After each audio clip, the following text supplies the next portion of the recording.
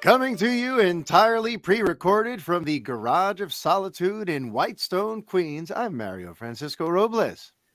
And live, or not live, recorded. We record these things, guys. I don't know if you knew this. This is breaking news. We record these things, and I'm recording from my home bat office in Long Island, New York. I'm Brett Miro, and this is episode 170 of the Fanboy Podcast. Wow. I've been doing this show a long time now. And you've been on here, what now, for at least the last 20, 30 episodes or so. Yeah, that sounds about right. Yeah, we've been at this a while, Bretterson. And we got some great stuff to talk about this week. But I want to start where we usually start. What have you been watching or playing since last we spoke, Mr. Brett Thomas Miro? Well, I'm so glad you asked. I have been enjoying season 2 of The White Lotus on HBO. I don't know if you know anything about this show. It's kind of like a dark of it. Comedy. I guess it's a dark comedy. I guess it's like satirizing like just like rich, vapid white people. And good. It's great, and it's kind of like doing like the anthology thing. So the first season was like a different cast. There's been like one character who's carried over, which is Jennifer Coolidge. He was like, from all the Christopher Guest movies. Yeah, I know. You probably most know her as Stifler's mom. Yep. She's, by the way, like one of the funniest human beings on the planet. She just is. She's amazing. Her delivery is like so weird, and I love it. But so yeah, she's been the only like carryover from like the first season, and basically the whole show kind of revolves around like. It takes place like over the course of a week at like one of these resorts that's like a company, called the White Lotus. Like it's like a sandals, what I mean? But they have all these worldwide resorts. And it starts off in the first episode of each season, like so far, it starts off, you see a body, not identifiable yet, but someone dies. And then it just cuts to a week earlier. And then there's like some things that go on. And it's not like a murder mystery necessarily. Like that's not, but like you just know that that's coming and like you're seeing how everything fits together. But it's hard. It's like I wouldn't call it like a murder mystery though, if that makes any sense. I don't know. Like that's not like the main focal point, but it's there. And it's just more like watching people. It's got a very fly on the wall kind of vibe to it, where you're just watching like just weird shit, and it's great. Michael Imperioli's in this season, which is nice to see him out of like retirement, semi-retirement. And my wife says constantly that he looks like a vampire, and the more she says it, I'm like, he does kind of look like a vampire in his old age now. So anyway, that show's been great. I've been watching the second season. It's been very, really enjoyable. We started Wednesday on Netflix. Yes. So you added to the record-breaking numbers there for that. I did. It's pretty good. We like it. It's it's not setting like the world on fire for me, but it's fun. It's pretty good. It's definitely got it's got a little gore. It's not R-rated, but it's more like higher end PG-13. There's a little bit of the CW in there, but it kind of seems like it reminds me more of like Superman and Lois. Like it's a step above the CW level. Okay. It has some of the trappings, but it definitely has like a better budget and, all that good stuff. So that show's been pretty fun. And that's actually funny enough. That show is almost like this murder mystery kind of thing. And the lead, Jenna Ortega, who plays Wednesday, she's great. Like the deadpanness and just like how macabre the character is. It's really cool. Yeah. Also, there's Christina Ricci, in a fun little nod to the old Addams Family movies, is in this. Not Wednesday. That's cool. Yeah. And it's cool. And she's good. So I've been enjoying those. And then just to follow up, because I think I mentioned it last time, but I have rolled credits on God of War Ragnarok already. Wow. I burned through that. I mean, I shouldn't even say burn. I did a lot of side quests. Like my clock's like maybe close to 50 hours, and I'm technically not done. There's more stuff I can do. It's just mostly little collectibles and stuff like that. I did like all the big stuff, but wow, that's a video game, man. That is what a beautiful story. The writing, I was bragging about it the whole time. The writing's incredible. The technical feat of the game is incredible. It's a beautiful game. Like I said, the story is just very emotional. The jokes are great. They land, like almost everything works. They're not like the MC. I'm gonna throw a little MCU shade, but like they know how to just like let a dramatic moment or like a big revelation like sit for a second and take a beat and not immediately run off into a quip. And there actually are a couple of examples where they do that. and it's hard to like put my exact finger on it, but like they just do it better than how they've done it in the Marvel movies. Like they just know to give like the extra beat or like when to do it, and they do it right, if that makes sense. Like there is a way to do it and not be obnoxious with it, and they like nailed it. Yeah, I can't recommend this game enough. I mean, definitely play the first game. You'll get such the through line between, because like they decided not to do a trilogy because they didn't want like a big wait. He's basically like, I don't want it to be like 15 years until you guys get like the third part of this trilogy, because like it takes like 3 to 4 years to make these games. So like they didn't want to do that. So they said we're just gonna make the second one huge, and it's gonna be a duology, I guess. So Nice. Okay. you know, definitely there's a through line that comes through, but like it's amazing. Like, listen, I've said it before, like the future of storytelling, or at least like a big path for the future of storytelling, is in games. There are just things and ways to connect with these characters that you can't do on TV and film. And like, it just shows you like, listen, I mean, Sony has the money, you got to have the money and the talent, but when you have the money and the talent, you know, it's like Sony games are like HBO. It's not TV, it's HBO. Like, listen, I like Ubisoft games. I play Assassin's Creed. They're very big and epic in scale, and like they put so much effort in. Listen, like Valhalla, Origins, the last couple have been like really phenomenal for content. But like when you play God of War, you're like, oh, I'm playing like something a little, it's elevated. It really is. It's elevated, and yeah, just like I can't believe how many feelings this game made me have. Like, shed a tear. I laughed dead inside, so like a hearty laugh, like not just like, oh, that was cute. Like, you know, there's little cute moments too, but there was like some really genuinely funny stuff. There was a late game twist that I did not see coming, and I haven't had that happen in a really long time. Like it was like a Sixth Sense, like come to God moment, where it was like he's been dead the whole time. It wasn't a death thing, but like this twist happened, and I was like, oh, I just didn't even think of that, and it fucking got me. And it feels good when like a piece of media does that, and like you weren't spoiled, and I wasn't watching like every fucking trailer, picking it apart. I saw like the first trailer and I said, I'm good, I don't need to know anything else about this game. I have to commend the marketing team and the PR team for just having restraint, because they really did not show shit. Like this game was full of so many surprises, and I just haven't, you know, I feel like I haven't had that experience necessarily in a couple of years. So it's up there for my game of the year. Wow. Coming in late in the year to take the year to come in for it. But I also didn't play Elden Ring, so I know people are going for that one. I didn't play it. It's not really my style of game, so whatever. If that wins, I'm sure probably will. Good. And what was the other thing I was gonna say? God of War. The other game that is for my game of the year is Tunic, which I talked about a couple months ago. That was like the Zelda-like that just had this like story you had to figure out, and you had to figure out how to play the game through looking at this like esoteric instruction booklet.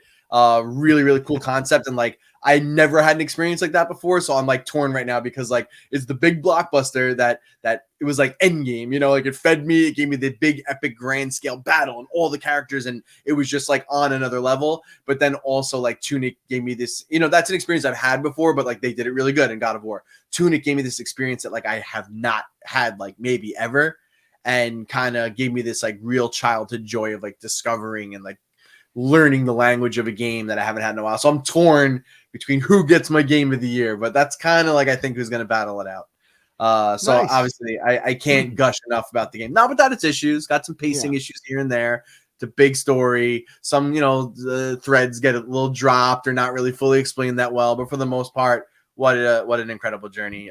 Kudos to that team, Sony Santa Monica, because that's a good game.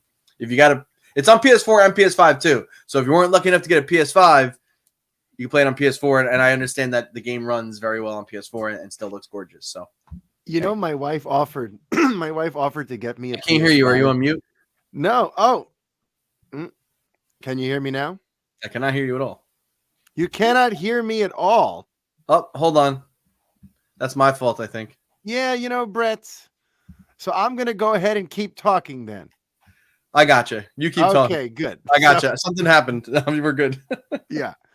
And now I've completely lost my train of thought. So this is good. The show has now come derailed. So it is what it is. Yeah. So look, I'm gonna share with you what I've been watching and playing, and maybe somewhere along the way I'll remember what it was I was going to tell you. But Very for good. now, since we last saw each other, I finished Andor, so we're going to be talking about that season finale in a couple of I as minutes. well. Yes. Yes, I also managed to binge the 3-part documentary series on HBO Max called Low Country, the Murdaugh family. It's right in that true crime genre I love very much. There's murder and mayhem and mystery and the unraveling of a formerly untouchable, rich, powerful family that not only fell from grace but has fallen into one of the most bizarre news stories of the last 10 years. So Low Country, the Murdaugh family on HBO Max, totally worth your time. I've Excellent. also been keeping up on Tales from the Territories, and gaming wise, I have been playing the Legend of Zelda Skyward Sword remake with my son. The HD remake. I know you love that one. I know that's one of your faves. So I do like that one a yeah. lot, even though a lot of people don't. But Well, the story is really good. the story's really good, and I kind of feel like we're flying through it. It's funny, my son is now getting really good with Zelda. He's 8, and he's kind of turned a corner in his gaming. So now I can like let him run loose for longer, swaths of the game without me having to step in and solve it for him. Right. So we're having a lot of fun with Skyward Sword. And aside from that, I really haven't been playing anything else. And I really just want to start talking to you about Andor a little bit. So, season 1 has come to a close. It was a riveting, powerful ending to season 1 there. And look, his mom had passed away in episode 11, and the big mystery was, would he come back to Ferrix for the funeral? And right now, there's all this mystery and suspense because it looks like Luthien and the people, Stellan Skarsgård character, Stellan Skarsgård's character, they want him killed off because he's a loose end who could tie them all to Alemani. But then you have the Empire who wants to get him and question him and all that.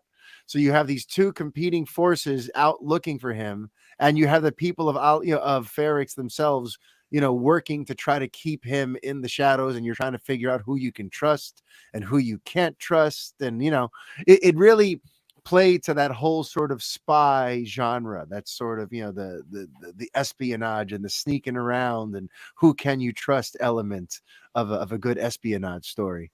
And then we get the big thing at the end after credits. But before how did you feel about the Andor season finale where we left off here on season 1? Yeah, no. I mean, we already like knew a season 2 is coming. Like, I think they shot them almost like together. So it's like, all right. So yeah, this is a good place, I think, to cut. Take a break with the story. It was.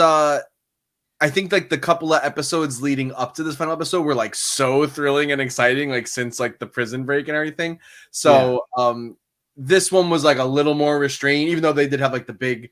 You kind of saw the first spark of the rebellion, like these little mini uprisings that were starting to happen in this. So I thought that was a cool touch. I think we mentioned last time, like that this has just been looking at like such a small pocket of just like people, like, and we haven't really like seen that before. Has been really awesome to see like this like little like uprising. I think when they played her, she left her like hologram thing, her hologram recording, and like she fucking was like, nah, fuck these bastards. Fight. Yeah, I was in my living room going, fight. Yeah, that was really cool.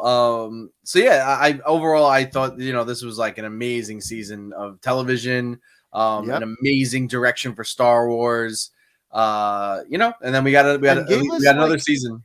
Yeah, and gave us like characters and beats and things that are kind of unexpected that we care about. Like, I'm really invested in that Bix character, and what they put her through really kind of hurt me, and I want to know more about her. It probably helps that she's gorgeous, but I'm really into Bix. I'm really into that guy who got fired from the Empire, but now he's been like obsessed with trying to get back and solve this case, and he's seems to be infatuated with that woman, whatever her name is. And he saved her there at the end. Like, I want to see where that's going. What is the payoff for all that? That's been a lot of time. Interesting.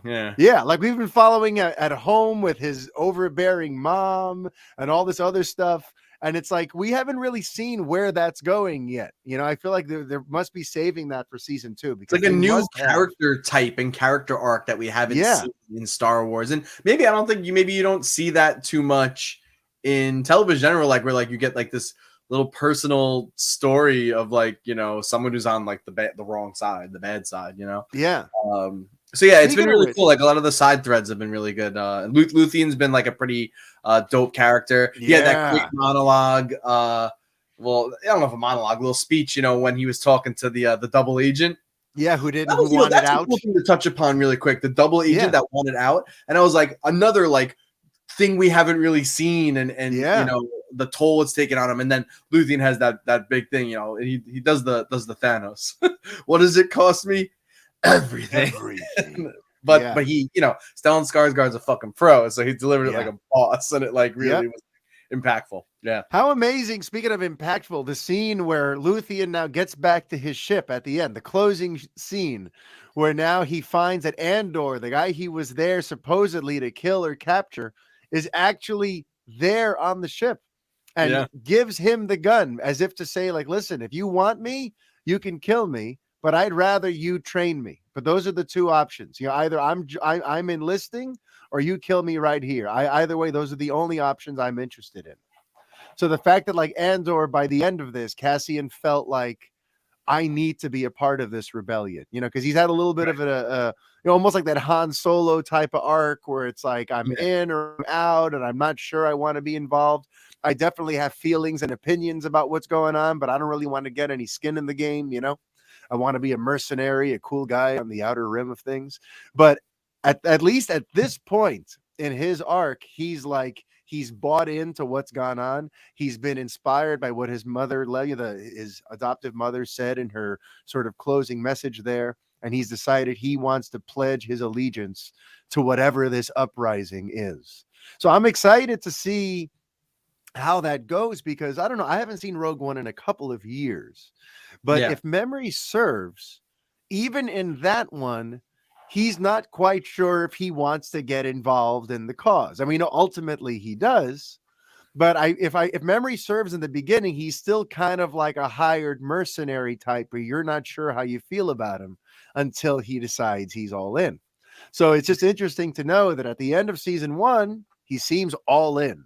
But by the time we get to Rogue One, he maybe is on the outs, or something. There's going to be some sort of twist in this, because we know that by the time Rogue One comes, he's not some like devout member of the rebel cause. He's still kind of on the periphery of things. So it's going to be interesting to see how they write that, and where his art goes. I hope they do write that, because just like, I hope they're not like just like finagling things because they're like, well, we're retrofitting this, so we're just gonna fucking hope people don't notice. Like, I hope they do address that. And but it's an interesting thing, like, they started to address it a bit in episode in The Last Jedi, with Benicio del Toro's character. Like, both sides are not great. So I wonder if it's going to be more of that thing where he discovers, oh, the Resistance got a lot of fucking issues also. And they're not exactly who they say they are. And we've seen a couple of examples of that, I think, in some of the newer Star Wars stuff. And I think they could go that route, which would kind of put him maybe on the back burner again before he decides he wants to like go full force, in Rogue One, when that arrives. So yeah, it's interesting. But they've been doing just so much cool, exciting stuff. And I'm obviously super looking forward to season 2. Like, cause and then by the way, there was the big the big reveal tease at the end of the credits. Remember, out of all 12 episodes of Andor, the finale was the only one that had a post-credit sequence. Come to think of it might be the only Star Wars anything that's had a post-credit sequence, right? Like, I don't think you might be right. ever did. The movies never have. So Andor season 1, episode 12 is a complete anomaly in the Star Wars media, where it actually has one of those little post-credit teases at the end. And what this one revealed, listen, it isn't a spoiler anymore. The show came out over a week ago, so you cannot get mad at us. It revealed that the Death Star is what they were building in the prison. All right. We see the Death Star is getting built and constructed together in outer space. And Did you see that coming? Because I totally did. During the prison sequences when they're building that all that stuff over and over again, and that that they're doing it on every floor and they're building something massive. I Yeah. right away went, I'm like, these guys are the slave labor that are building the Death Star.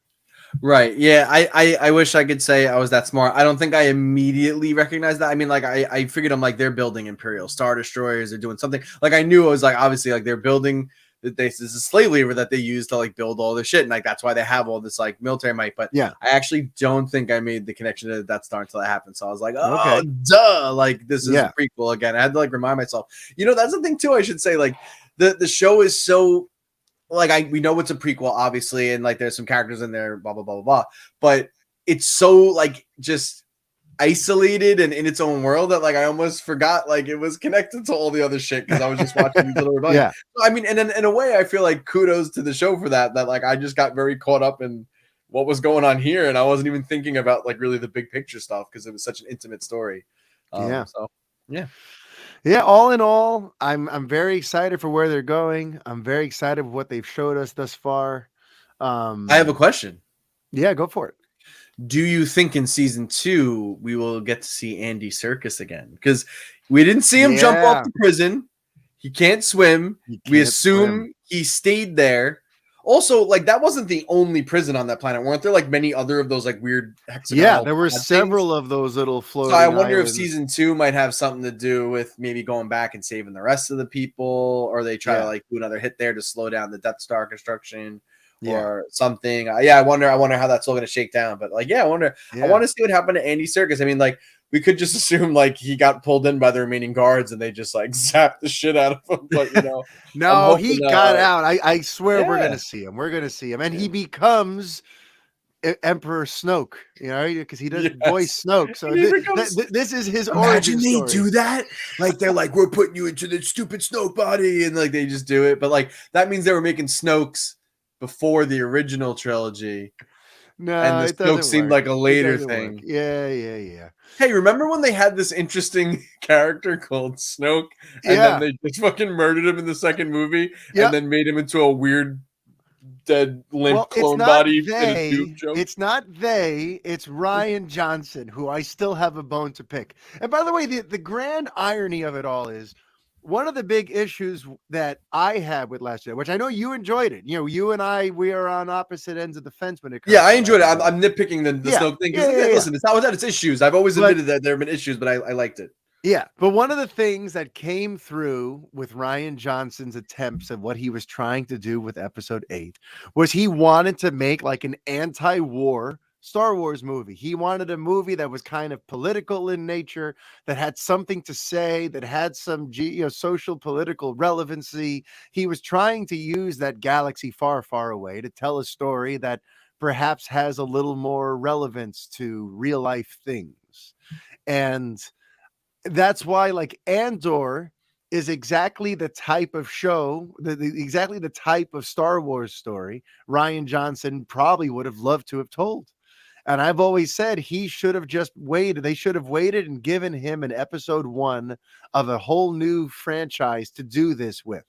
But to do what he tried to do in the penultimate episode, right before this thing ends in episode 9, I think he totally kind of just screwed the pooch there. And that's one of the reasons why The Rise of Skywalker was the mess that it was.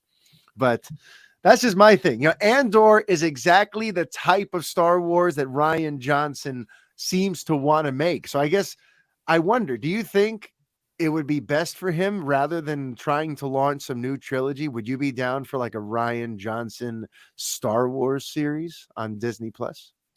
Oh yeah, I mean it's funny you said it too. I think it was not like a week ago. I remember he was like in an article or something, and like someone I think asked him about the Star Wars thing, and he's like, "It's not getting made right now," but he's like, "I hope I still get to like play in there." And I'm like, "They hate you now. They're never gonna let you back in." You're the Zack Snyder of Star Wars now. You have to go and subvert expectations and be all. Yeah, what are you doing? All that subversion. I would be excited. Listen, Rian Johnson is a very talented creative, and listen, like whether you liked it or not, the dude had balls to try something different, something that not many of the other directors in Star Wars have really had the balls to do. Yep. Even Jon Favreau, who I love, still fell into the trap of leaning back on some nostalgia. Even though I love pretty much most of all the TV shows that he's been involved in, which is like all the new ones, like some of them weren't as good. So even he got sucked in by that. Like Ryan Johnson was like, nah, I'm swinging for the fences. And like, especially like just to bring back real quick, like to God of War, like I appreciated that story so much because they did swing for the fences and they took some really big chances and did some really cool, different shit. And they didn't wrapped everything up neatly, but like they let some tattered ends kind of hang around, and it's with being vague because I don't want to spoil anything of that story. But like that's the stuff that like gets me excited and gets me like my juices flowing. So yeah, like I respect Ryan Johnson.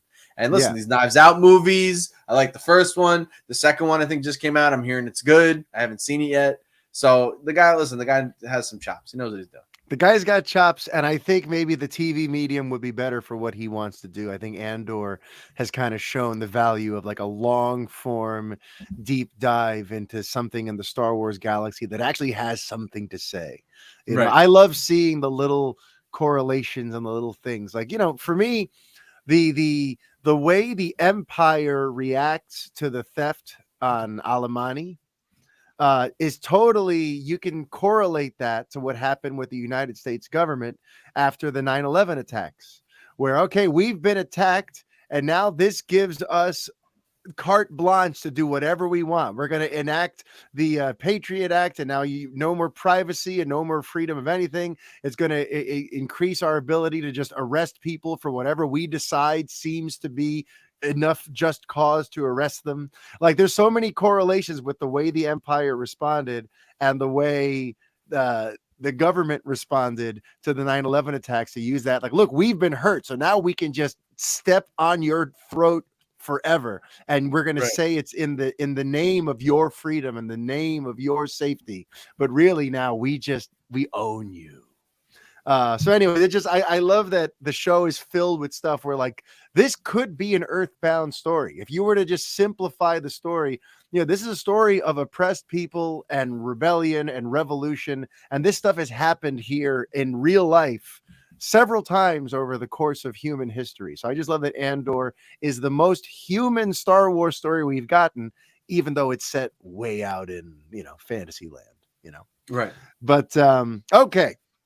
Enough gushing about the wonders of Andor. Let's get into the Superman on film update for December the 2nd, 2022. So there's a couple things to talk about. There's things to be worried about.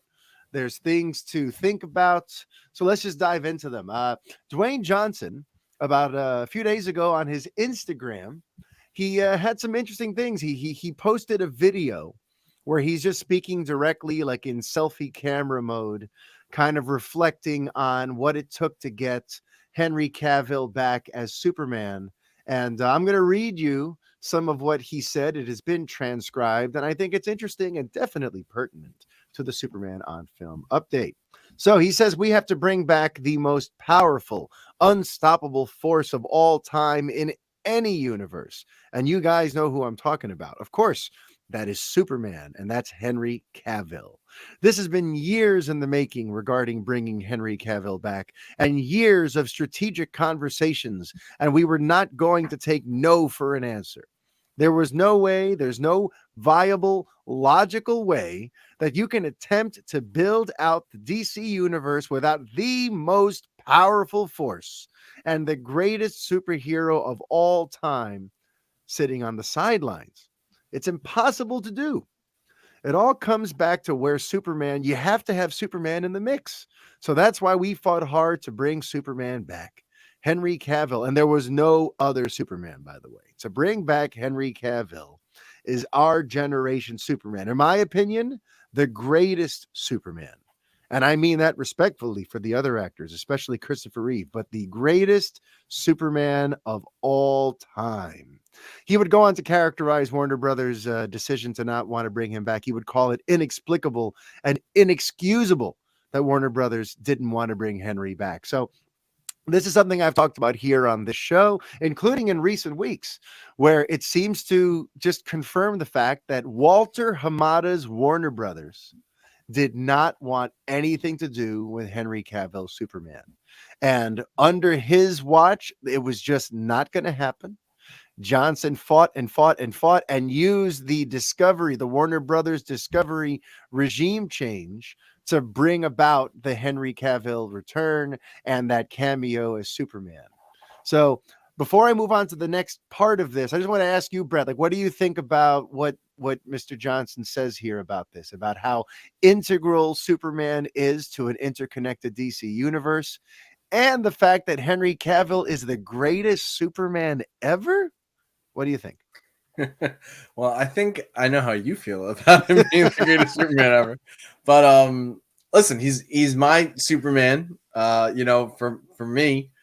Although I've listened. Tyler, we know Tyler is really your Superman. Tyler Hoechlin is actually kind of really my Superman, but I really like Henry Cavill a lot.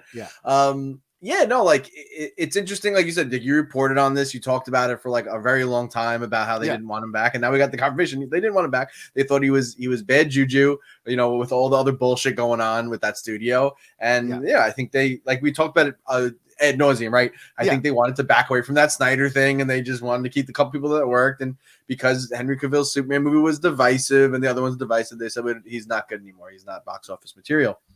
Listen, I think The Rock is being a really generous guy, taking Henry Cavill under his wing. Obviously, they have the connection. His ex-wife is the same manager or agent manager. So I mean, it's amazing. He's stepped up for Henry Cavill's career. Like, he's making his career right now, and I don't want to say saving it, because Cavill's been doing very well. He's got a couple hit franchises. He's doing good, but he's really being very generous to him.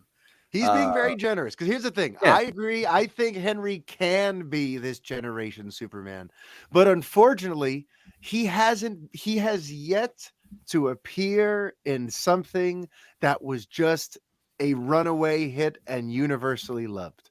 Yeah. It hasn't happened yet, including with Black Adam. This is something I talked about last week. Just a quick plug, by the way. I appeared on the Vigilante 1938 podcast last week for a special convened podcast with several other wonderful cats talking about Superman and his future and Henry's return and all that kind of stuff. And one of the points I made there is it's such a bummer that he almost seems cursed. Anytime Henry has suited up as Superman, it's been for something that's ended up being either divisive or rejected in some way. Because Man of Steel, I've definitely evolved on that movie, and there's a lot of that movie I love, and there's a lot that I'll defend forever now. But Man of Steel was real. It got a bit of a divisive response, and the box office wasn't what Warner Brothers had hoped. And we know that movie to this day is something people are still fighting about, the killing of Zod and the destruction porn and yada, yada, yada. So that was his debut, was something that we're already right out of the gate. We're kind of like, I like it, but Then we go to Batman versus Superman, which I don't need to get back into that again. We know what that movie was and did, and how we're still trying to recuperate from that 6 years later. Then there was the two different versions of Justice League, whether you like the theatrical cut, which was ultimately, we were talking about his freaking mangled CG face and how even if you thought it was a decent movie, I think we can all agree that was not the Justice League movie that people spent most of their lives waiting to see. And that in the golden age of superhero movies, that theatrical Justice League, it wasn't it. That wasn't it. And then we see him again in the alternate cut in Zack Snyder's Justice League. And there, I think he came off great. And I actually, we've talked about this, but I loved Zack Snyder's Justice League. To me, that really is Snyder's magnum opus. To me, I love that story. And had there been a way to continue down that path as an Elseworld tale, as an HBO Max miniseries injected into my veins, I love it. But at the end of the day, we know Zack Snyder's Justice League was also, for those who saw it, it was still divisive. It was still, it's Zack Snyder, and that fans have a very interesting relationship with his creative choices, And in both cuts, Superman really got the short shrift. He got just in that part of the story. Yeah. He had very little screen time. We didn't really get to see him be a part of the team. Like he just came to like say, punch a bunch of people at the end. Yeah. And it was like I said, it was a good plan. It was going in the right direction, but Yeah. it still didn't And really, perform was it CPR on though? the Because if character. we're going back to the nightmare sequence and Superman's trying Yeah, to kill and yeah, exterminate fellow Justice League members, like, was it really? I don't know. But either way, like, so through all four of those movie appearances he's made, there's been some level of controversy and issue. Then even with Black Adam, which, at first I thought this thing was going to be a runaway success. And that's one thing I talked about on the Vigilante 1938 that I was wisely corrected on. That trying to expect Black Adam to perform like Venom did is really kind of unfair, because Venom really was a very beloved character and very well known in pop culture for a very long time. It's kind of like making a Joker movie. You know what I mean? He's everyone's favorite Spider-Man villain. yeah. So perhaps the more apropos comparison would be Deadpool. Deadpool was very, very unknown to the mainstream before his movie came out and made over $700 million at the box office, while only costing like $66 million to make. So Black Adam didn't even touch that. Black Adam is probably going to barely limp past 400 million. So it is a box office disappointment now in the rearview mirror. And it was rotten on the tomatometer. And in general, even people like me who enjoyed it know that it wasn't really a great movie. And I can kind of understand the people who were like, that kind of sucked, So Yeah. Henry has not yet appeared in a movie that was just a win-win-win anywhere. It hasn't Yeah. happened yet. So with that in mind, and going back to Johnson's quote, like, was it really inexcusable? Was it really inexplicable that the former regime would be like, maybe we just need to kind of go back to the drawing board with Superman, So just breaking down his quote, I just kind of wanted to go there and bring us to this question now about, is this return even really happening? Because something that's come up in the last week or two is that Henry has not yet actually signed a new deal. It's like conversations were had, the cameo was shot. David Zaslav and the Warner Brothers Discovery crew are apparently, mile high on getting a Superman movie into production. But the hiring of James Gunn and Peter Safran kind of like puts a pause on everything, because they are currently coming up with the plan. Nothing is set in stone yet. That's something that James Gunn has been saying a lot across social media. Anytime some hack scooper or some website posts an article talking about what the next Superman movie is going to be like, he pops up, be like, really? Because there's only two people who know what's happening next, and it's me and Peter. So Right. anyone telling you what something is going to be like is literally just lying to you or has been lied to.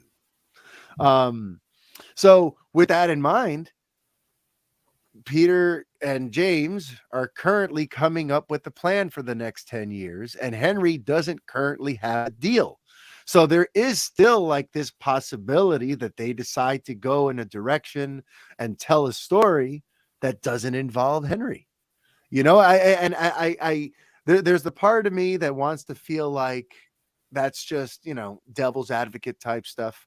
There wouldn't have been all of that positive press for Henry's return and coverage from Deadline and the Hollywood Reporter and Variety and the podcast interview with MTV's Josh Horowitz.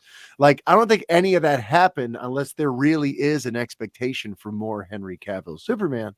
But the fact that no one has signed a deal yet, and Gunn and Safran are still formulating what the hell is going to happen next, it makes me a little nervous that all of this hype in the last month, all of this stuff that happened, was really just Johnson and Garcia and their team trying to force Warner Brothers Discovery's hand and trying to be like, no, it has to be Henry. Look at all this social media activity. Look at all this. And they're still basically just trying to make the return happen.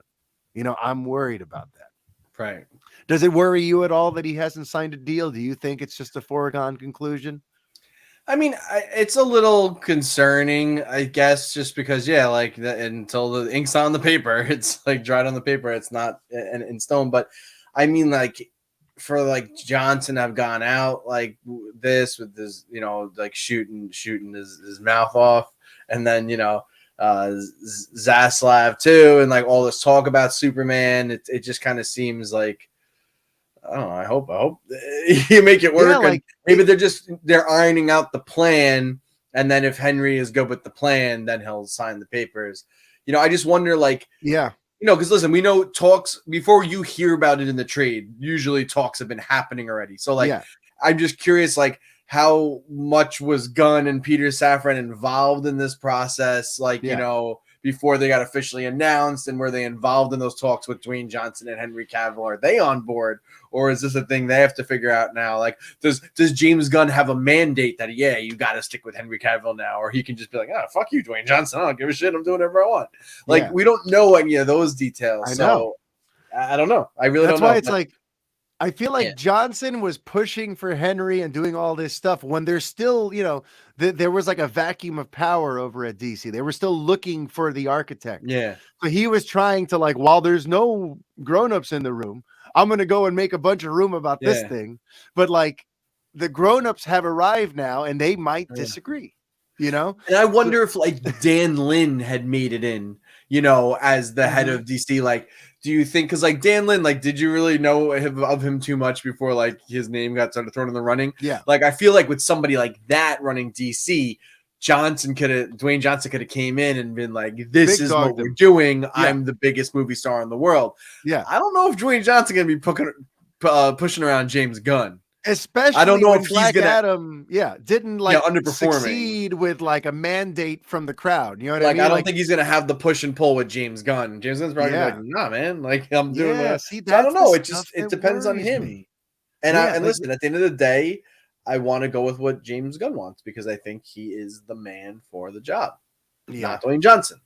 Yeah. Dwayne Johnson's great. He's got charisma. He's a really cool dude. Everyone wants to be him. Everyone wants to hang out with him. He's jacked out of his mind. Like, you know what I mean? But I got the worst sense of deja vu when these reports came out, though, because it was the rap Humberto Gonzalez who came out and published a story talking about the fact that all this talk about Henry's return has been a little bit premature, that he has not yet signed a deal and everything is still kind of on hold. Like, that gave me the only kind of deja vu of like the stuff that was going on after Justice League came out in 2017, where they were once again, there was like a lot of news and whispers and murmurs about Henry's future. And people like Collider and others started hearing stuff about, Henry Cavill's going to be popping up here and there and this and that. And then we ultimately found out that was just Johnson and Garcia trying to will that into existence at the time. This is back in 2018. So this happening now again, 4 years later, on the backs of a movie that more or less flopped.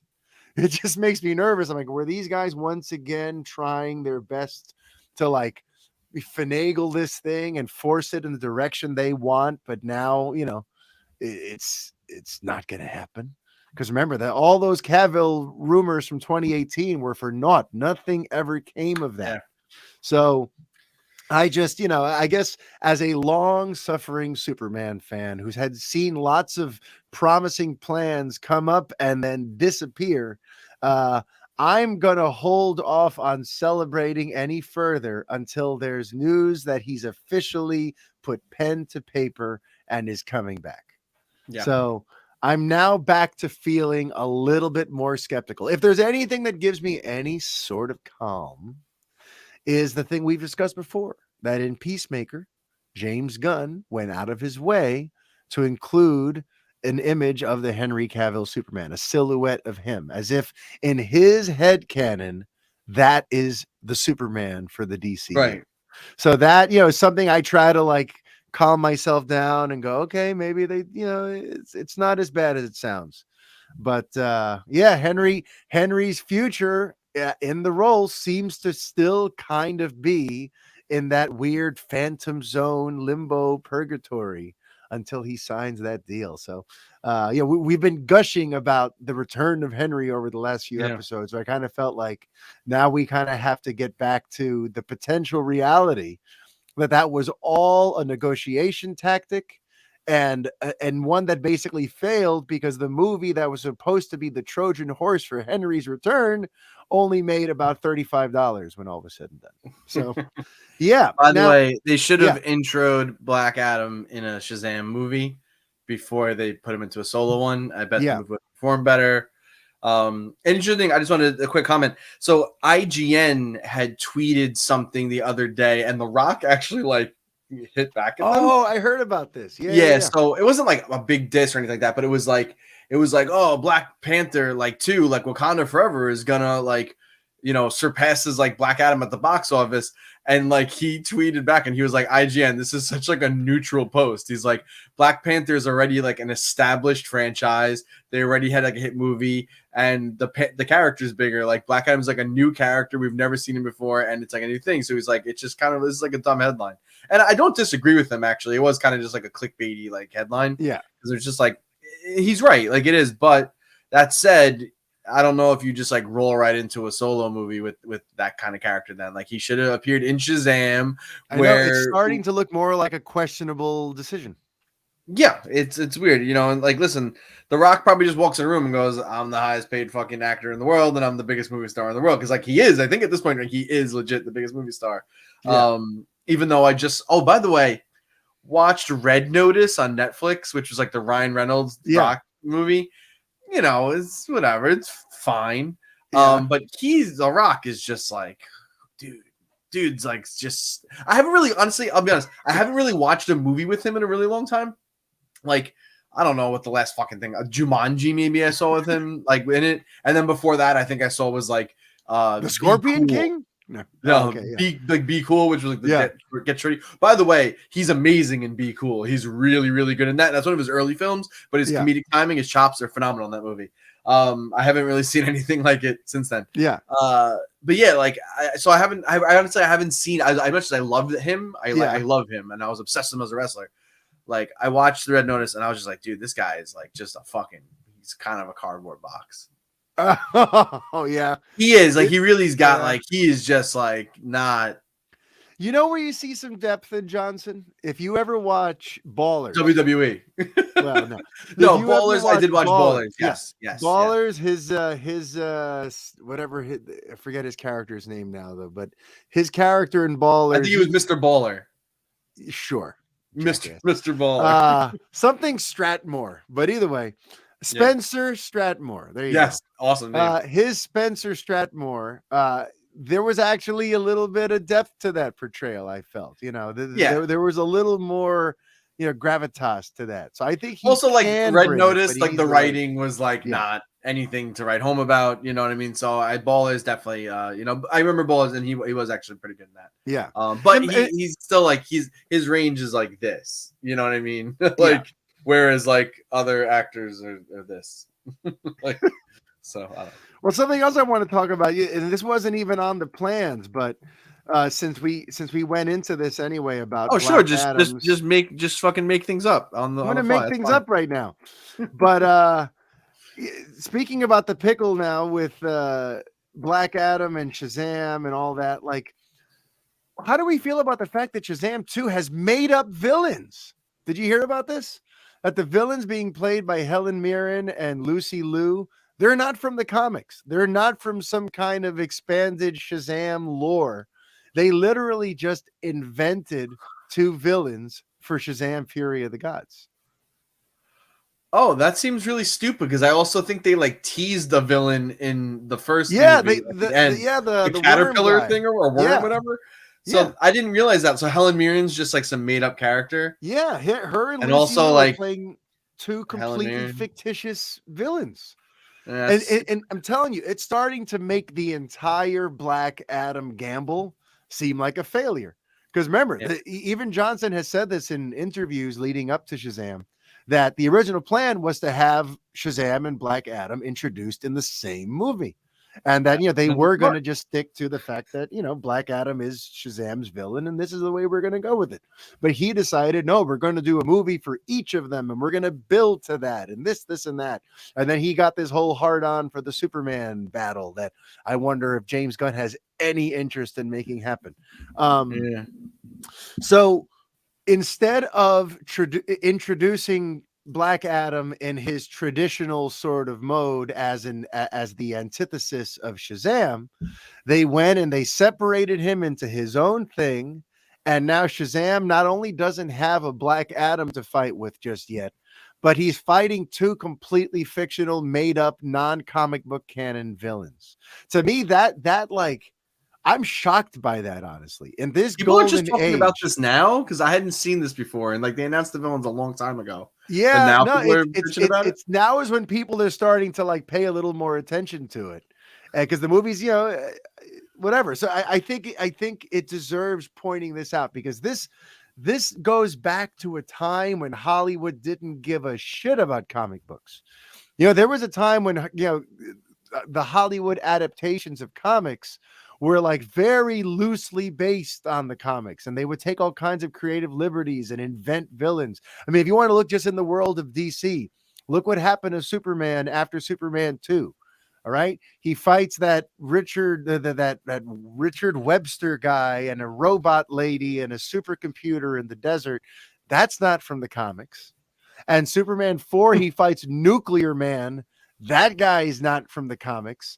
Like, in the older days, Hollywood could get away with just, we don't really care about the comics. That's Nuclear Man is just a Mega Man villain. yeah, basically. But just making up a villain, making up two villains for the Shazam sequel. Yeah. I feel like in this day and age, that's going to be a bit of a tough sell for comic book fans. Yeah. And in general, just a very strange creative decision to make. And I trace it all back to the fact that Dwayne Johnson really thought Black Adam could stand as its own hero franchise. And now he's learning it's not. The interest isn't there. So maybe they should have just stuck to the traditional story. And now for Shazam 2, that could be the that he would be having, or with that Caterpillar guy, not just two randos. I didn't see Black Adam yet. I think I'm gonna just have to see it. But is his name even Adam? And do they explain why they call him Black Adam? Is it just because there's a whole thing about suit? that? No, he has some Egyptian name, Adam something or whatever. So you're gonna explain the him arriving at that name is part of the arc, and it's something that happens later on. So I'm not gonna. Yeah. He's not just called Black Adam from the start of the movie. Like, even in ancient Egypt, hey. They're like, "Hey, look, it's Black Adam." No, definitely not. So anyway, Black Adam and Shazam, what a mess. But what we hope isn't a mess is this promise of James Gunn and the biggest story ever told. We talked about this last week, but now I want to, we might have some insight into what story he wants to tell, or at the very least where he wants this biggest story to end up. Because Home Slice on the Twitter on Wednesday, he tweeted the following image of It's Kingdom Come. It's all the main characters in Kingdom Come with Superman dead center, standing around a table. I think they must be at the Green Lantern Corp because of the logo on the table. Right. And it's with the caption, "Making Plans." So with James Gunn tweeting out an image from Kingdom Come and captioning it, "Making Plans," of course that has DC fans all over the place. Our heads are exploding, because can it be? Could this be part of his big 10-year plan? Only one of the most beloved and treasured and respected and revered comic book storylines of all time.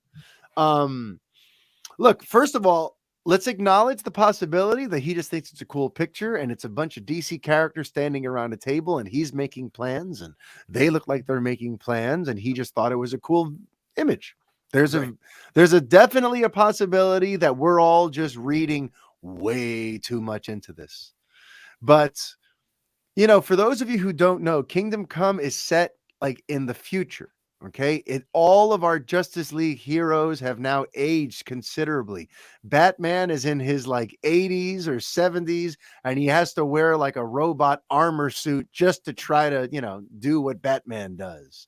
And Superman's got this logo I've currently got on my shirt, and he's Yeah. got the gray hair, and, you know, it's set in the future at a time when all of our favorite Justice Leaguers are kind of older and over the hill, and younger, more brash heroes have taken their place. And it's just just an epic, unbelievable story. And for him to tease that, I hope he realizes what he's done, because now people are going to be expecting this. People are going to be hoping that this is perhaps the climax of that 10-year plan. You know, because in my mind, that's what this would be. In my mind, you can't just next year start filming a Kingdom Come movie, right? You got to like make that the final act, make that the end game.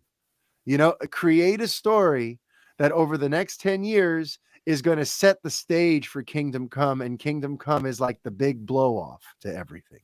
You know, that's kind of like how I could see them, you know, going in that direction. But and by the way, it feels pretty cool to know too that, like, you know, I interviewed the writer of Kingdom Come on this very podcast many Yes. moons ago. I had Mark Waid on this show talking about that book and that story, and the fact that he's got a Superman story he would love to adapt into a film in his head. He revealed that on this show, and it doesn't look like Warner Brothers ever contacted him about that story idea. So I wish they had. But yes, hearing that Mark Waid's Kingdom Come could possibly be in the cards has me very, very excited. But how do you feel about where this could all fit into things? Are we reading too much into it? Is it a story that could be told soon? Should it be the finale? How are you feeling about what Gunn is teasing out there?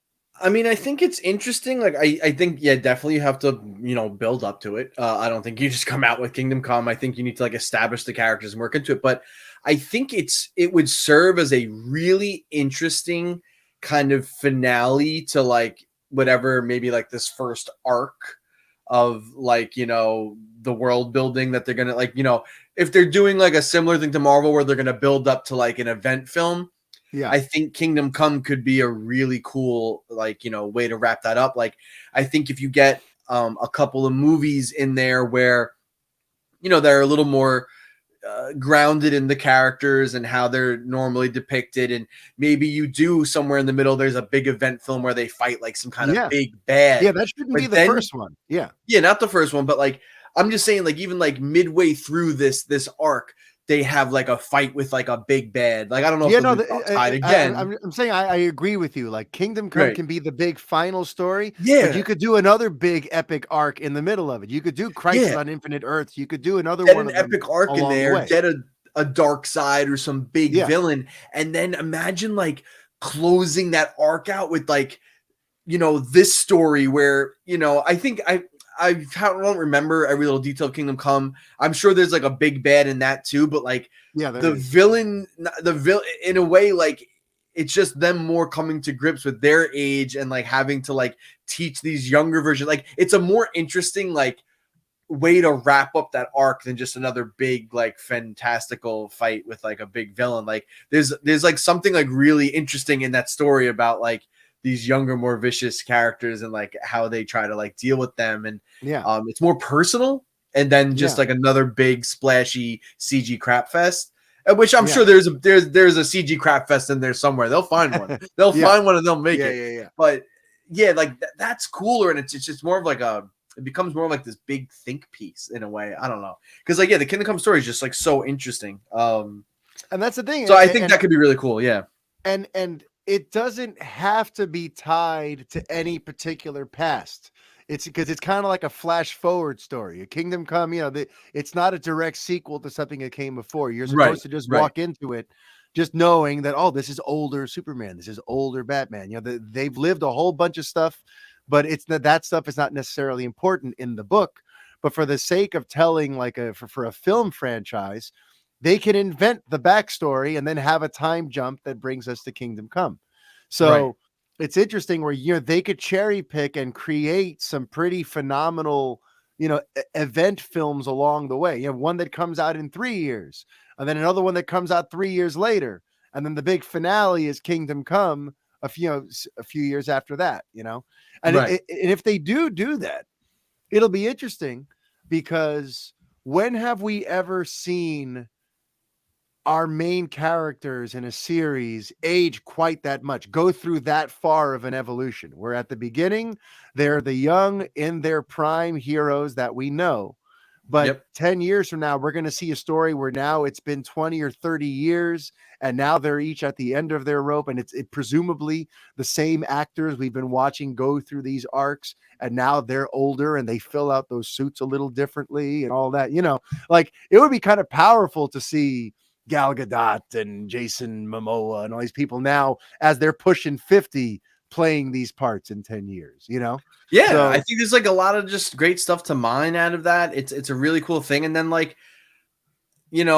at that point then, and listen, like James Gunn, like he loves like obscure characters and off the yes. beaten path characters. A few of them are in that shot that we just showed on screen with the Kingdom Come, imagery. There's some like heroes that I don't recognize and other ones that are off the beaten path.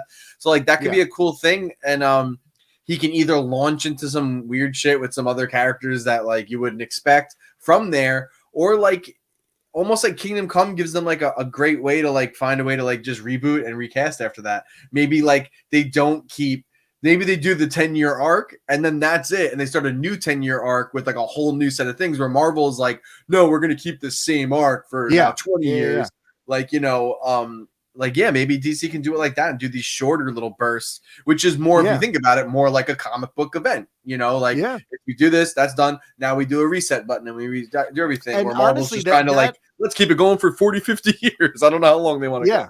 It's crazy. Well, and that to me is also like part of the implication of his wording when he says the biggest story ever told.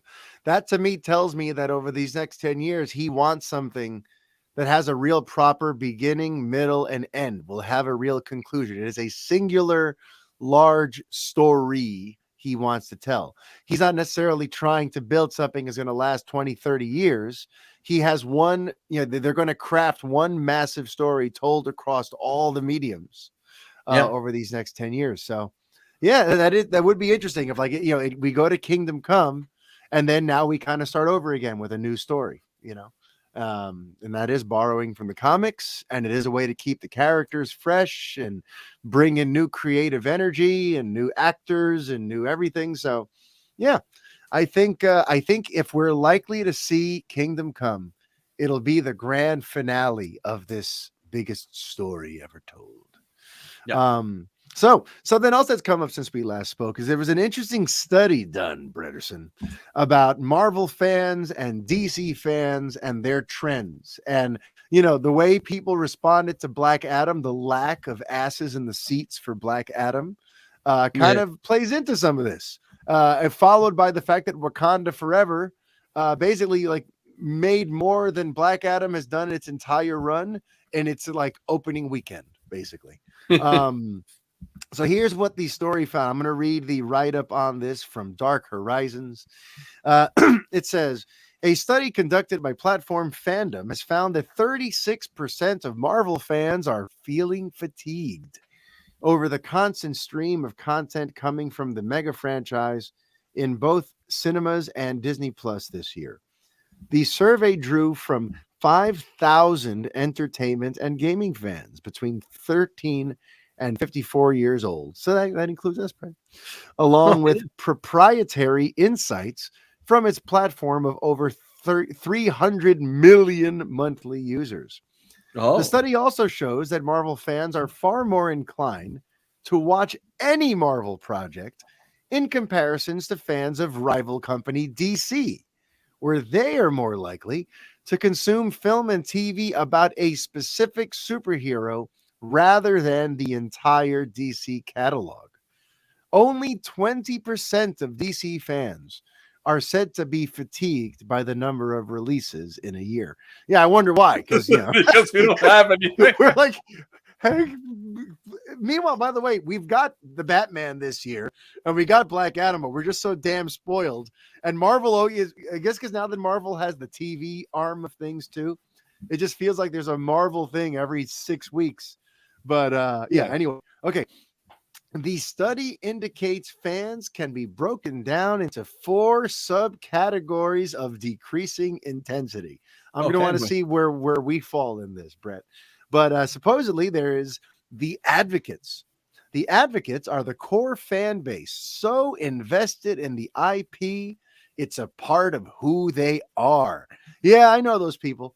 You see those people who it's like, ooh, okay, there's loving this stuff, and then there's not having anything good in your life at all, to where this is all you have going on for you. Yeah. Good luck. But okay. So yes, I just love that. It's a part of who they are. But then again, who am I to talk? Superman's a part of who I am. So, but anyway, okay. Then there is the intentionalists.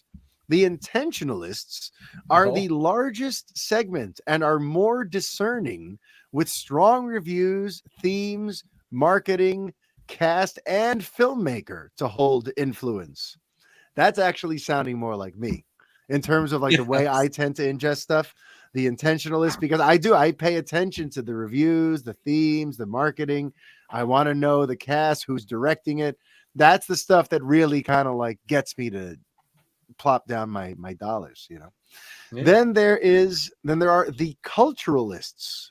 The culturalists. Tell me more. No, the culturists are heavily influenced by the buzz surrounding a popular release and watch to be a part of the larger cultural conversation. So in other words, these are the FOMO people.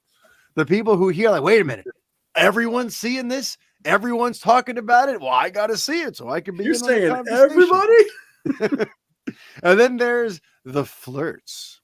Ooh, the flirts are the dabblers who will most likely watch when they have time. Okay. DC fans are found to be 20% more likely than Marvel fans to buy tie-in products. So that's interesting. So DC fans are more picky, but they are more likely to buy the tie-in products for their properties.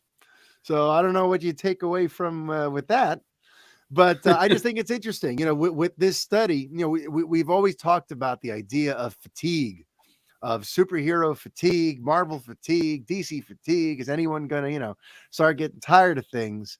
And it looks like there is a certain amount, 36% of the Marvel fans polled are starting to feel a little bit kind of just, all right, I could use a little break, and then you have the DC people who are like, no, listen, I have particular characters and things within that universe I will follow, but I'm not just going to go watch anything. I just want to watch Batman. Yeah, exactly. So, interesting. I just thought that was a very telling study, and I wanted to share the results there. What do you think you are? Are you an advocate where you're so invested the IP is part of who you are? Are you an intentionalist who's very discerning and looks for the strong reviews, themes, marketing, and then the cast and director? Are you a culturist, heavily influenced by the buzz and not wanting to miss out? Are you the flirt who dabbles and will most likely see that movie when you have the time, which is currently how you're treating Black Adam, by the way?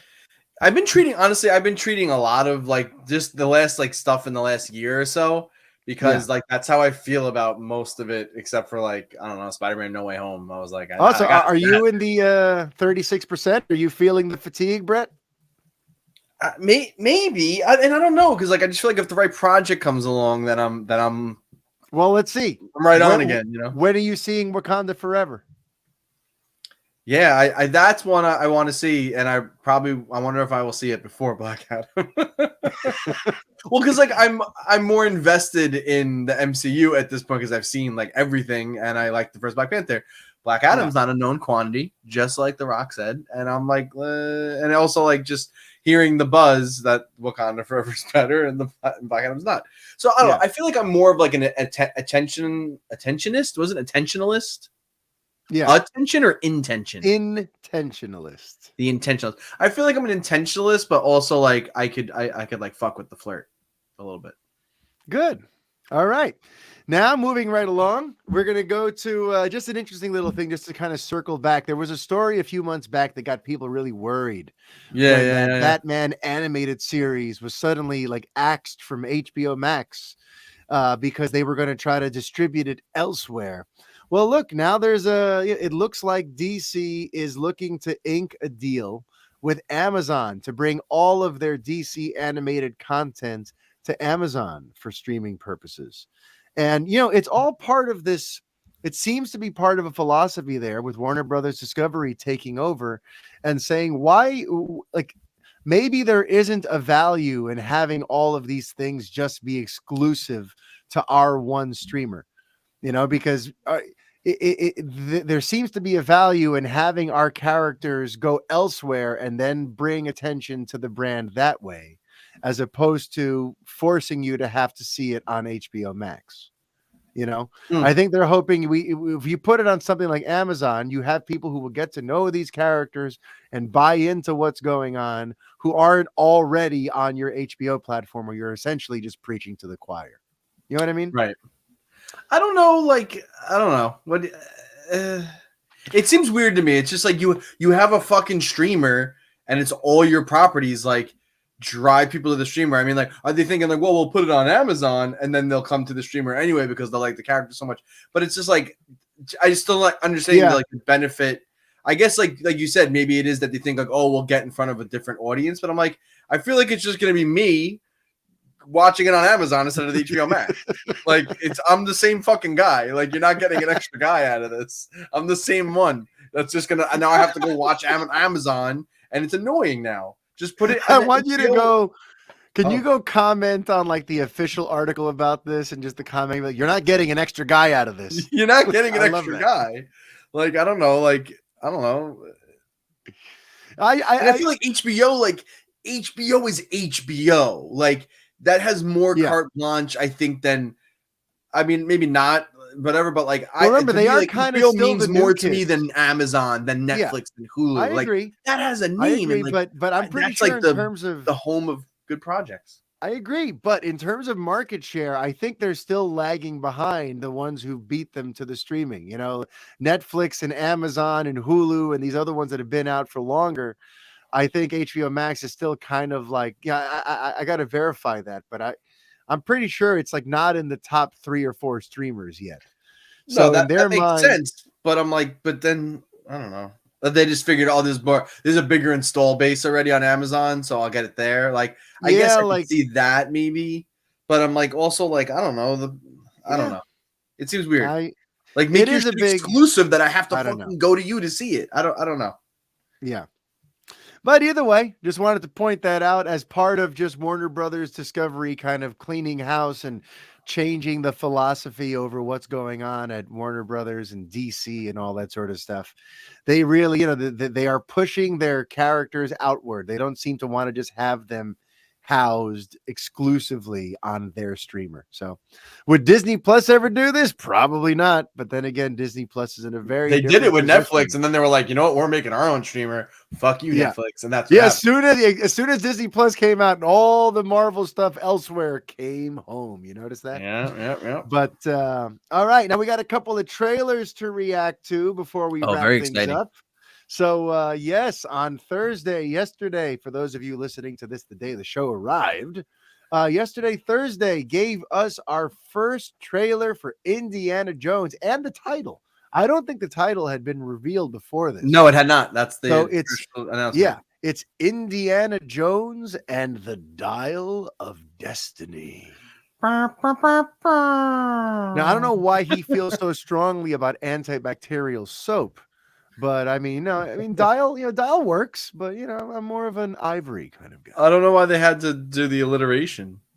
Yeah, the Dial of Destiny. So okay, first impressions. You go first, Brett. You saw Indy 5, the trailer. What did you think?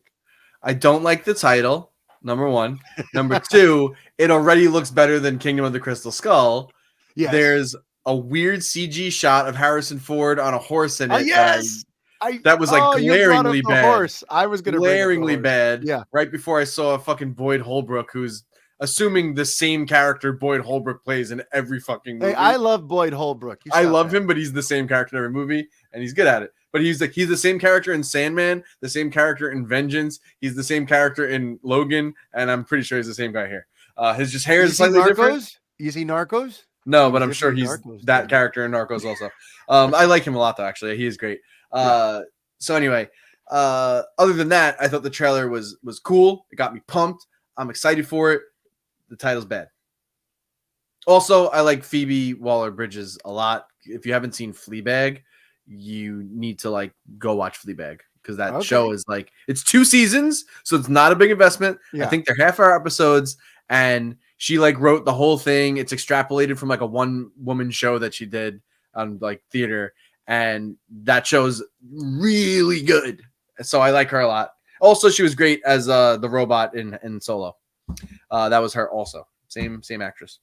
Bam. So I like it. It's cool, man. It's James Mangold. There's a little bit of like some Logan vibes there. It's the Logan of Indiana Jones. They should have called the Indiana Jones Logan instead of the Logan of Lithuania. It should have been the title. I'm glad to see that we're going to be dealing with Nazis again. Always fun. Nazi remnants because this is like 1969. So great. I'm hoping there's no rubber tree branches for them to bounce off of that are hanging off a waterfall because that will make me leave the theater.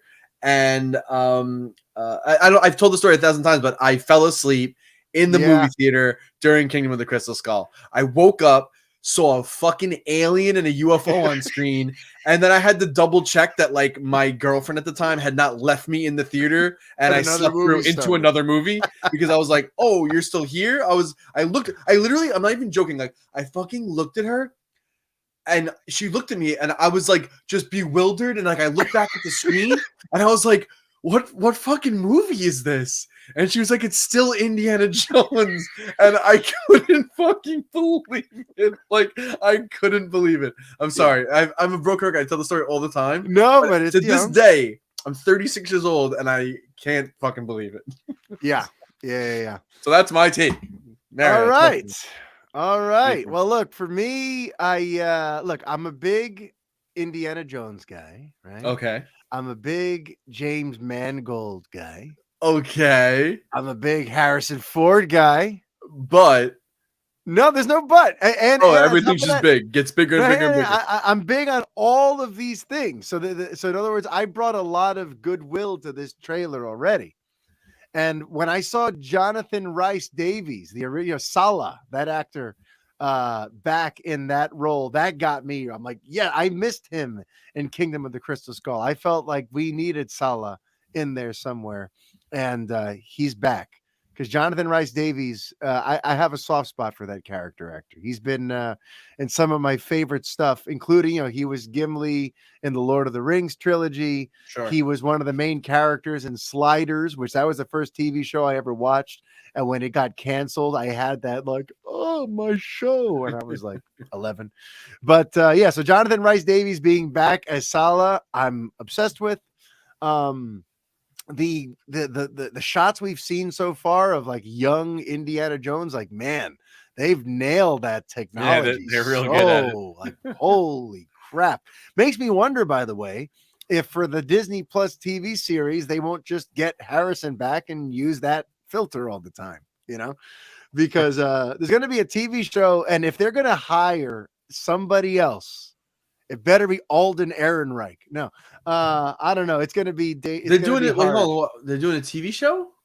There's rumors that Disney Plus is working on an Indiana Jones TV series. Would it just be like Harrison Ford passing the torch to somebody? Because like they haven't. There's been no. You can de-age him all you want, but he still has the bones and body of like a 70-something-year-old. So like Unless he's gonna have just rubber appendages while they try to CG him running away from Nazis. He's gonna look like Kermit the Frog. Well, listen to me. I walked in with lots of goodwill. I heard Salah's voice. I got excited. Then I saw some wonky CG right away with that horse thing. And I got a little cringe, like, oh no. It's like when he stops and like turns, like there's a spot where he's like on the horse and he's like, and there was like one other point. What is that? Yeah. There was one I other was like, you look like too. an NPC in Grand Theft Auto. What is this? And I'm like, Indy doesn't move like that. What is that? Like there were a couple times where I'm like, I hope they better refine that. I mean, we have till June 30th of next year, but I just always hate it when like right in the trailer, there's something that makes me go, ooh, that. Yeah, just don't use that shot.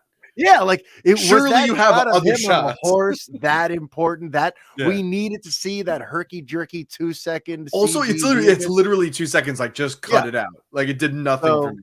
So that wasn't going to make or break whether I liked the trailer. Yeah, that sort of stuff kind of like suddenly, all right, brought me back down to earth really quickly, and then I did get washed over with a sense of like. We've been seeing so many legacy sequels in the last 10 years that like this one, like it didn't even feel like special to have him back. I don't know why. Like, I know like we're supposed to feel like, oh, there he is. And there's the hats. Oh, this is so iconic. But it's like, first of all, they kind of did that when they were promoting Kingdom of the Crystal Skull. It was the same sort of thing where it's like, you know, ooh, they brought him back 20 years later. And now it's like, oh, we're doing that again. But like now he's the last one didn't work out, Mario. And the last one didn't work out.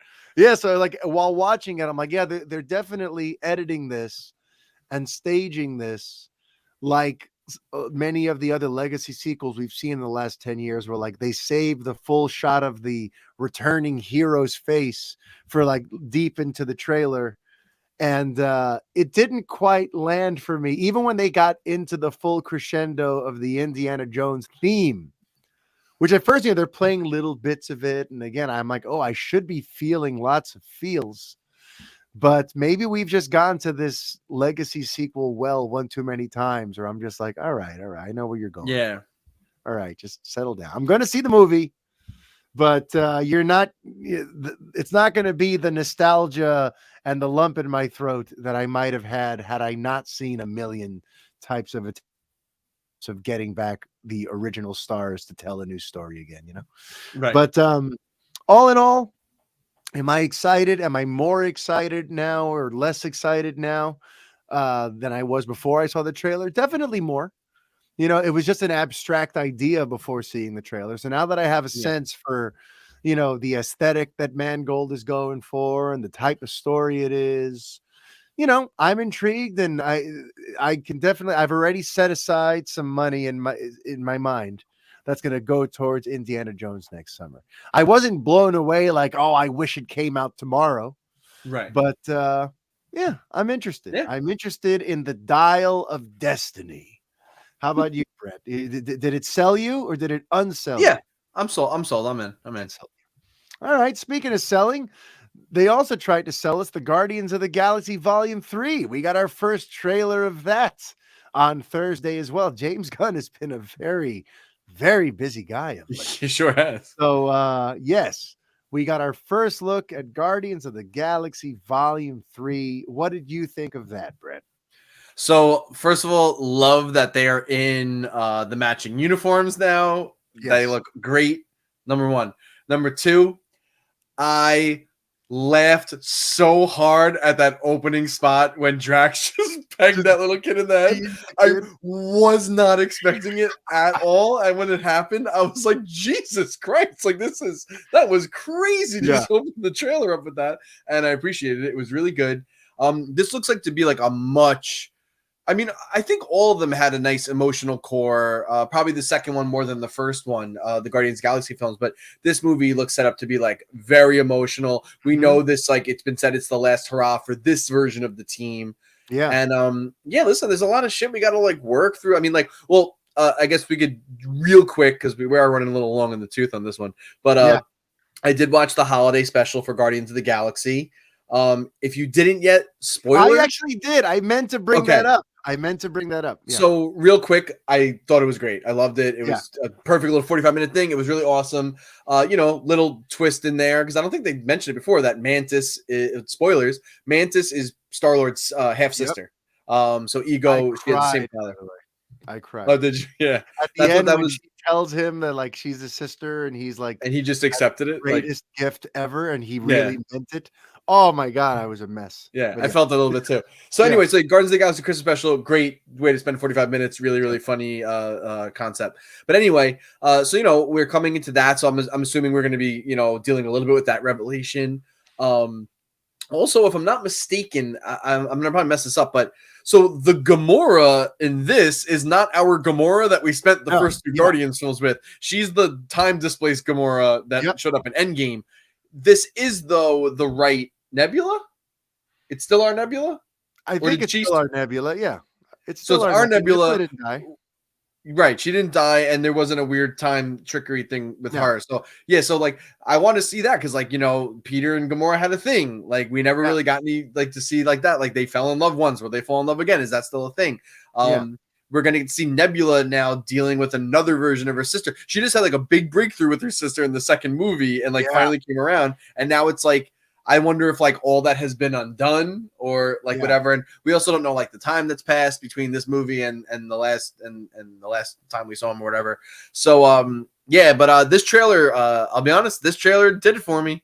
I was like, I'm really excited for this volume 3. This is one that I will not be futzing around waiting to go to the theaters for. I will be there.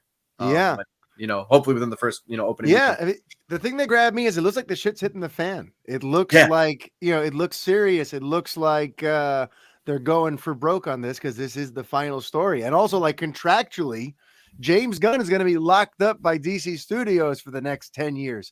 So he can't come back and find more stories to tell here. So he's going for broke. And to me, it was the least jokey Guardians thing I've seen. It was the most kind of serious. There seems to be some real sort of life and death stakes. We're getting down to brass taxes here where, this story is going to come to some kind of emotional conclusion. Yeah. And that's great for me because the emotional beats in the first two movies are my favorite parts of it. I know the humor is great and James Gunn is great with the quirky humor and the characters and the visual stuff that he does. But the stuff that really sings for me in the first two movies are the stuff that is more emotional, more about the relationships, more about the lessons learned about fatherhood and all just the deeper, more sentimental stuff is the stuff that I really love in those first two. And it seems like in this third one, we're going to get a lot of that. This one didn't feel like we're looking at the trailer for a comedy. Aside from Drax beaming the kid in the that opening was really was that. This didn't look like some quirky oddball comedy about misfits anymore. This seems like, just a very different kind of story that we're telling here. Yeah, they're a different team. They've been through a lot of shit at this point. And I'm curious, like I mentioned before, some of those threads that have been open and we've been waiting to kind of get some kind of well, what happened? What's going on? We're going to see Adam Warlock, by the way. Remember, there was we did see Adam Warlock at the end of 2, and we see Will Poulter as Adam Warlock for a split second. Yeah. So, there's a lot at play here, and then he's got that the villain who seems to be played by is it that actor from Peacemaker? The guy who was what's his face? I don't remember his freaking name. God damn it.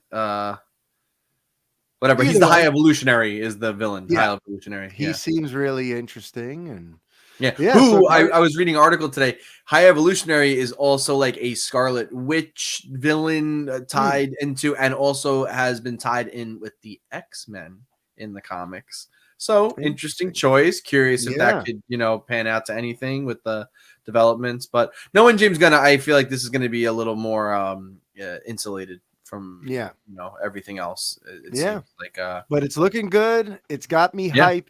I was already interested. This made me far more interested. So yeah, that's our trailer reaction for Guardians 3. And I see you snuck in another one. I snuck a banner in because like I don't know why I didn't think of this, and Well, I don't know if you I saw didn't it. see it, so you'll have to fly this one solo. But yes, there was a new Super Mario Brothers movie Yes. trailer. So a I have month ago not we gotten got to see it, but yeah. tell me all A about month it. ago we got the little teaser, Yep. which was really just a little sample, a little teaser. So they released this was like a legit 2-minute full trailer where we see a lot more, and now we can really kind of glean the plot. Okay. So first of all, we hear a lot more of Chris Pratt as Mario, and everyone needs to just stop bitching about it. It's really not that bad. It works. It works really well, and I think he sounds really good. We got to actually hear Charlie Day as Luigi in this, and it's like just perfect. It's great. Nice. Anya Taylor-Joy seems great as Peach. We had to actually see Peach this time. A lot of stuff from her. She's definitely like, tough girl, not taking no shit, ready to defend her kingdom, which kind of, I figured they would go that route with it. Basically, in this one, it was like Easter eggs galore. So it opens up with Mario nervously walking out into the middle of a stadium. And when you first start looking around, you see that all of the people in the crowd are Kongs. And then he gets up and Donkey Kong is there.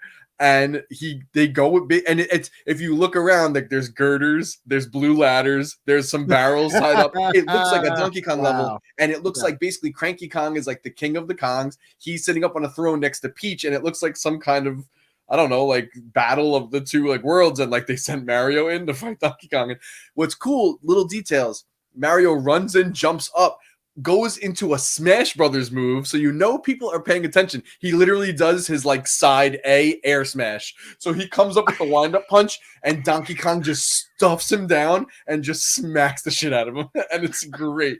It's really, really good. We don't really hear Donkey Kong's voice, but we see him, and they gave him a little bit of a redesign. So Shigeru Miyamoto came out. It was like a Nintendo Direct style thing for the trailer. Yeah. And just like fun fact, he said this is the first time we've redesigned Donkey Kong's look since he became 3D. So they actually since the N64 days. Yeah, so since like Donkey Kong Country when they first redesigned him. Okay. So they haven't really touched his design. So they actually made him look it's like a hybrid of the newer design and the way he looked on like the old Donkey Kong arcade game and the box art. He's a little more, his eyes are closer together. It's a little more comical looking. Okay. But still has the tie and stuff like that. That kind of hung over. But yeah, no, he looks so interesting. It looks a little goofy, but I guess it's gonna be fun with the Seth Rogen voicing him and stuff like that. So they made little tweaks to these characters that can fit the voice actors, which is really fun. So we get to see that. Oh my god, I could go on and on. We get to see a lot of pipes. So we got to see him going through pipes and stuff like that. There was also like a 30-second spot that aired in like the Netherlands that's in English that has footage that's not in the trailer. And there's like a really cool sequence of them going through the pipes. And it's very funny. That's cool. They showed them doing Mario Kart on Rainbow Road. I saw a picture of that. Okay, I did see a picture of him on a cart. And it also looks like they stick him in this big platforming area as like some sort of like training maybe to fight Bowser. Like Peach sticks him, and it looks like a Mario video game world. So like there's going to be some side-scrolling action and him dodging and like him sucking at it at first. And I think becoming the Mario, we see a quick shot of him swooping in, flying in a Tanuki suit. We see Peach leading him out to a field of fire flowers. So they are like pulling out all the stops, like all of the. We got a good shot of the Bowser minions. We got a couple more revealed. We got Red Spinies. We got Shy Guys, Sniffits, Koopas, like Bullet Bills, Bonsai Bills. Like they are literally like pulling from everything. And I'm all about this. Like it is going to be a fucking treat. Just like on screen, like seeing all the things. Someone already, it's amazing what people do on the internet. They released character posters. There's a poster of Donkey Kong. If you zoom in on the bottom right corner in the crowd, you can see Dixie and Diddy. And I was like, oh my god, like they are putting, ask if Diddy and that's on the character post. That's not in the trailer, but like you see them clearly, like they put them in there. And yeah, man, I am like so over the moon excited for this movie. Like they are fucking nailing it. It looks so good. It looks incredible visually, but then and listen, it's totally for kids. There's a lot of slapstick humor. You can tell that. So like, if you want to hold that against it, you can. But I mean, like, I don't know whatever you expected. That wasn't. And also, I have confirmation. There's a couple of shots of what looks like Mario and Luigi in the real world in Brooklyn. So it is going to be a story of them starting out as plumbers in Brooklyn and then somehow going through a live pipe. action. No, not in live action. Oh, okay. It's them in the CG, but it's in. Okay. You know, they Bowser legit calls them a human in this. So like, yeah, they're in Brooklyn, and some other things have leaked out from marketing materials, and they have a Mario Brothers they have a fucking plumbing truck that says Super Mario Brothers, which is awesome. And apparently there's a spot where there's a thing where it says plumbing's our game, which is like from the old Bob Hoskins to the Mario, all that stuff. So like, yeah, they're like winking and nodding at like everything, and I love it. It's great. Well, so if you haven't seen this trailer, you need to watch it. But are they going to set Toad on fire and make me cry in the theater again? I hope so. Also, just a couple of quick things. Lots of Toads. They have ATMs that dispense coins, which the world building is phenomenal. They're going up to ATMs and coins are coming out, and it was amazing. And there was something else that was like so great. I was like, this is so good. Like, how did they like think of all this stuff? All right, now I have to go watch this. I can't remember now. You have to watch it. It's like it is a friggin' treat. It's a treat. All right. For diehard fans like myself. So that's well, hopefully people think episode 170 of the Fanboy was a treat, and they race over to their podcast app of choice to leave a stellar 5-star review and tell their friends about this wonderful, top-rated Fanboy podcast. As always, ladies and gentlemen, if you want to send a question or topic for a future Ask the Fanboys episode, send it to TheFanboyPodcast@gmail.com. You could also follow us at The Fanboy Show on the Twitter. You could follow Brett as Super BrettCon over on the Twitter. And you can follow me as Superman on Film over on the Twitter.com. So I think that does it. So, ladies and gentlemen, until next time, be kind and stay fanboy. Adios.